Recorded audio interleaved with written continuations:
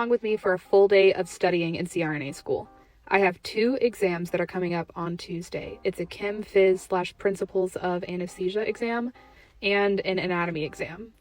This anatomy exam is covering brachial plexus, the blocks, all of the nerves and muscles in the arm and the forearm and hand.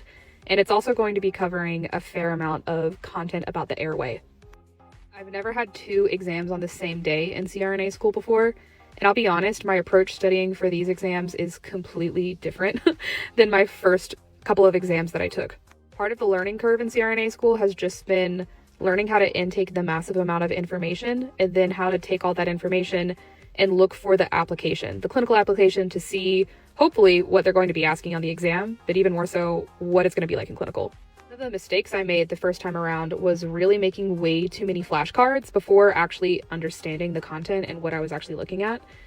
One example would be peripheral nerve blocks, making way too many flashcards looking at what the muscles are instead of looking at which nerves are going to block and which muscles are going to be affected with each nerve block. Personally glad that I didn't buy a whiteboard for my house because there's so many whiteboards at school and I actually like to have 2 or 3 whiteboards and I'm using 2 here.